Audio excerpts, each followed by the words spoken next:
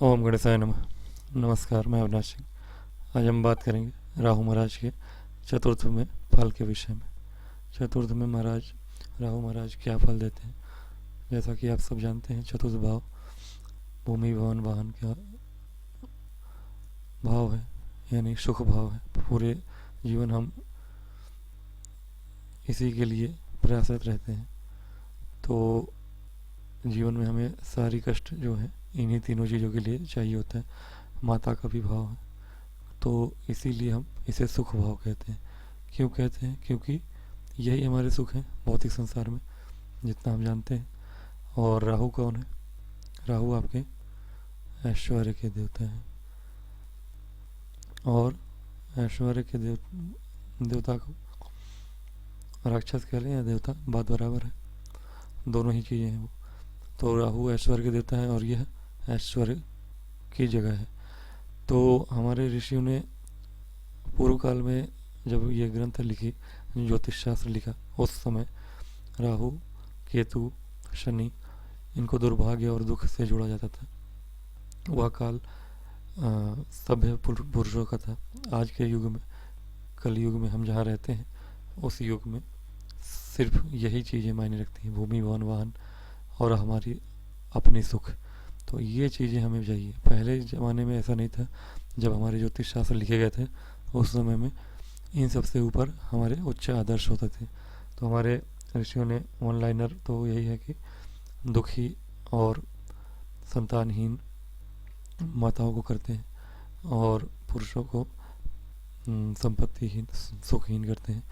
सच्चाई यह है कि ऐसा है भी और नहीं भी। क्यों? राहु दोनों ही चीज़ें देते हैं। अच्छे हों राहु कुंडली में तो बहुत ऐश्वर्य देते हैं।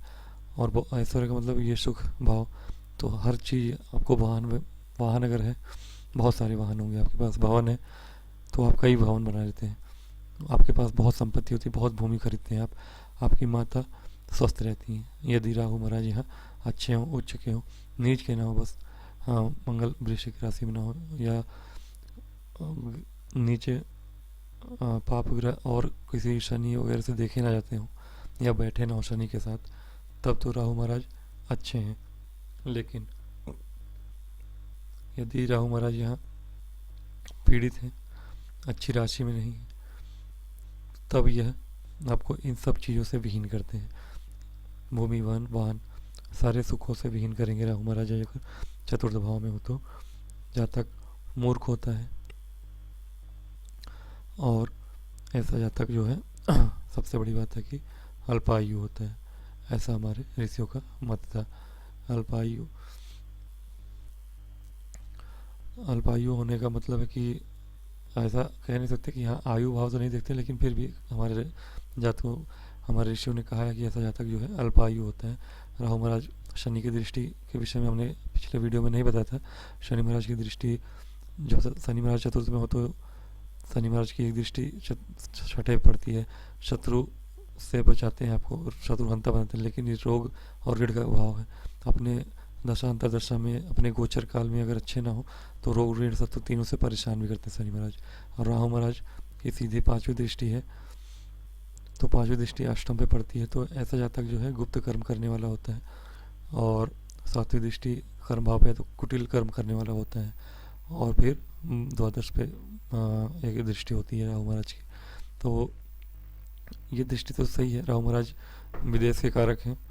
और तो राहु महाराज की तीनों दृष्टियाँ जो हैं, इसके लिए तो उतनी अच्छी नहीं है। ठीक है, कोई बुरी भी नहीं है।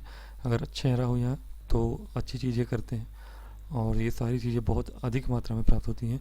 राहु किसी भी चीज़ की वृद्धि करते हैं, वृद्धि के कारक हैं। तो यदि राहु महाराज यहाँ अच्छे बैठे हों तो हर चीज़ में वृद्धि करेंगे। भूमि भवन वाहन में वृद्धि करते हैं, सुखों में वृद्धि कर देंगे, बहुत वृद्धि करते हैं। अगर राहु महाराज यहाँ आपके शुभ, या राहु को आपने उपाय करके शुभ कर लिया हो, उपाय बहुत सी हैं।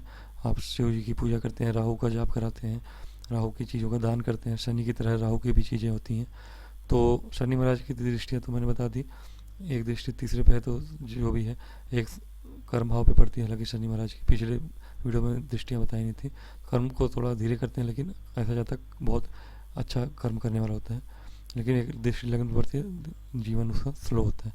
तो ये सब फल